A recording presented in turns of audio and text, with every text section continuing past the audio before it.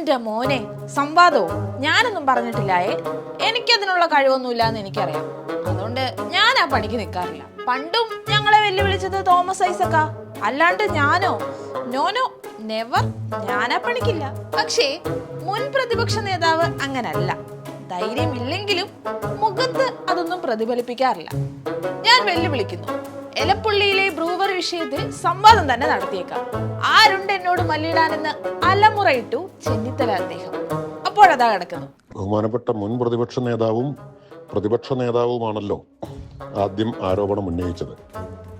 ഇപ്പോ അവരതിനെക്കുറിച്ച് മിണ്ടുന്നുമില്ല.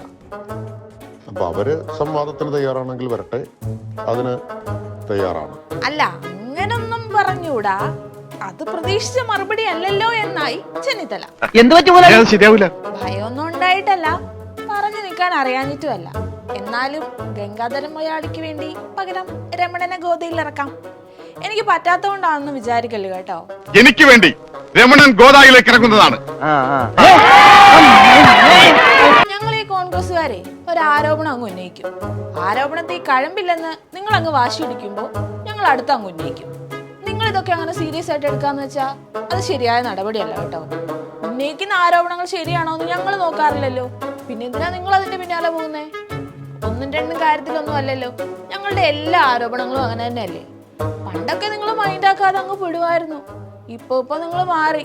നിങ്ങൾ ഞങ്ങളുടെ ഓരോ ആരോപണങ്ങളും സെക്കൻഡ് വിടാതെ എടുത്ത് എക്സ്പ്ലെയിൻ ചെയ്യുന്നത് ഞങ്ങൾ ശ്രദ്ധിക്കാറൊക്കെ ഉണ്ട് കേട്ടോ. സ്റ്റാർട്ടപ്പിന്റെ കാര്യമായാലും ഇപ്പൊ ഇതാ ബ്രൂവറി ആയാലും ഇതൊരു നല്ല പ്രവണതയല്ല കേട്ടോ. ഒത്തിരി ബുദ്ധിയില്ലായ്മയൊന്നുമില്ല. ഇതൊക്കെ കുരുട്ടുബുദ്ധിയാണെന്നേ ഉള്ളൂ. അഴിമതി അഴിമതി എന്ന് വിളിച്ചു പോവാൻ തുടങ്ങിയിട്ട് വർഷം 8 കഴിഞ്ഞെങ്കിലും പറച്ചിലല്ലാതെ ഒരു തെളിവ് പോലും കൊണ്ടുവരാൻ കഴിഞ്ഞിട്ടുമില്ല. അതിനിവിടെ പ്രസക്തിയില്ല എന്ന് പറയും, പക്ഷെ അഴിമതി ഉണ്ടെന്നും പറയും.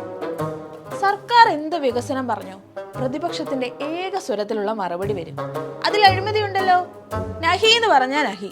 നല്ലതായാലും മോശമായാലും, അല്ല മോശം ഏതാണെന്ന് മനസ്സിലാക്കാനുള്ള ബോധമില്ല, അത് വേറെ കാര്യം. പറ്റില്ല എന്ന് പറഞ്ഞാൽ പറ്റില്ല, അതിൽ അഴിമതി ഉണ്ട്. പറ്റില്ല എന്ന് പറയാനല്ലേ നേതാക്കന്മാർക്ക് അറിയൂ. മഴനിഴൽ പ്രദേശമായ പാലക്കാട്ടെ എലപ്പുള്ളിയിൽ മദ്യക്കമ്പനി കൊണ്ടുവരികയാണോ ഏറ്റവും വലിയ ആവശ്യം? അതെ, എലപ്പുള്ളിയിൽ മദ്യനിർമ്മാണശാല കൊണ്ടുവരികയാണല്ലോ ഏറ്റവും വലിയ ആവശ്യം. ദേശീയ റോഡ് വികസനത്തിന്റെ കാര്യം പറഞ്ഞപ്പോഴും ഇവർ ഇത് തന്നെയല്ലേ പറഞ്ഞത്? റോഡ് വികസനമാണോ ഏറ്റവും വലിയ ആവശ്യം? അല്ലല്ലോ. ബ്രൂവറി എന്ന് കേൾക്കുമ്പോഴേ അഴിമതി അഴിമതി എന്ന് വിളിച്ചു പോകുന്നത് കർണാടക സ്പിരിറ്റ് ലോബിക്ക് വേണ്ടി ഉഡായിപ്പ് രാഷ്ട്രീയം കളിക്കാനാണെന്നത് അറിയില്ലെന്നാണോ ചെന്നിത്തല നേതാവേ? അതാണെങ്കിൽ അദ്ദേഹം അറിയാണ്ട് പറഞ്ഞും പോയി. മദ്യ മുതലാളിമാർക്ക് വേണ്ടിയാണെന്ന്. കർണാടകയിലെ മദ്യ മുതലാളിമാർക്ക് വേണ്ടി ഇവിടെ എന്ത് വില കൊടുത്തും ബ്രൂവറി എതിർത്തല്ലേ പറ്റത്തുള്ളൂ. ഇത്തരത്തിലാണ് പോക്കെങ്കിൽ തമ്മിത്തല്ലല്ലാതെ അടുത്ത പ്രാവശ്യം പ്രതിപക്ഷ സ്ഥാനത്ത് പോലും ഇരിക്കാനുള്ള യോഗ്യത ഇല്ലാതാക്കും നമ്മുടെ കോൺഗ്രസ് നേതാക്കന്മാർക്ക്. എന്തായാലും ഒരു സംവാദത്തിനൊക്കെ വിളിച്ചപ്പോ പാലക്കാടിന് വേണ്ടി ലോക്സഭയിൽ ഗർജിക്കുന്ന ശ്രീകണ്ഠനെങ്കിലും അയച്ചല്ലോ. ഭാഗ്യം. അത് മനസ്സിലാവാത്ത കാര്യമാണ്. ഞാൻ ആരെയും വെല്ലുവിളിക്കാറില്ല സംവാദം. ഞാൻ